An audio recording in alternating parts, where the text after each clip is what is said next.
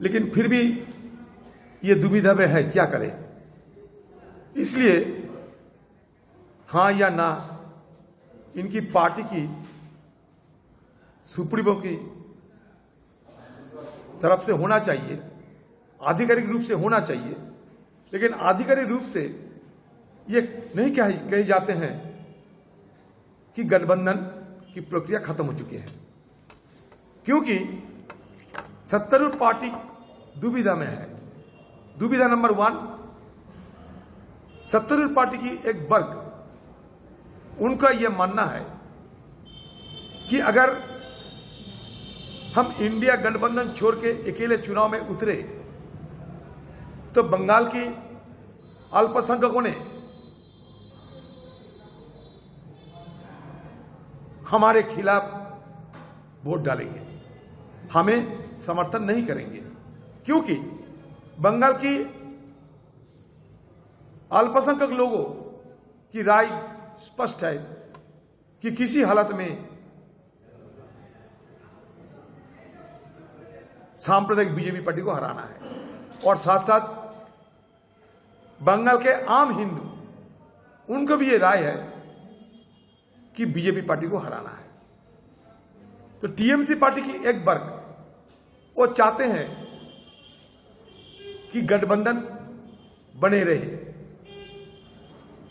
और दूसरे वर्ग उनके मन में और एक डर है, दुविधा नंबर 2, कि अगर गठबंधन को बंगाल में ज्यादा तवज्जो हम दें तो मोदी की सरकार ईडी सीबीआई के हमारे खिलाफ इस्तेमाल करना शुरू कर देंगे।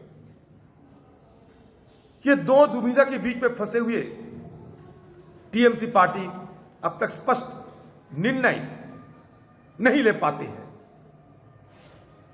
इसलिए उनकी पार्टी की कोई नेता ये कहते हैं, लेकिन सुप्रीमो ममता बनर्जी जी खुद ये नहीं कहती।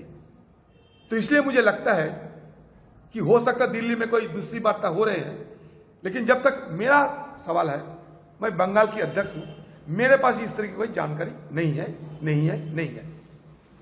लेकिन फिर भी ये दुविधा में है, क्या करें।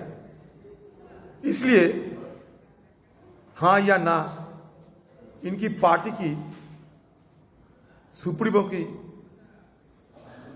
तरफ से होना चाहिए, आधिकारिक रूप से होना चाहिए। लेकिन आधिकारिक रूप से ये नहीं कहे जाते हैं कि गठबंधन की प्रक्रिया खत्म हो चुकी है, क्योंकि सत्तारूढ़ पार्टी दुविधा में है। दुविधा नंबर 1, सत्तारूढ़ पार्टी की एक वर्ग, उनका यह मानना है कि अगर हम इंडिया गठबंधन छोड़ के अकेले चुनाव में उतरे तो बंगाल की अल्पसंख्यकों ने हमारे खिलाफ वोट डालेंगे, हमें समर्थन नहीं करेंगे, क्योंकि बंगाल की अल्पसंख्यक लोगों की राय स्पष्ट है कि किसी हालत में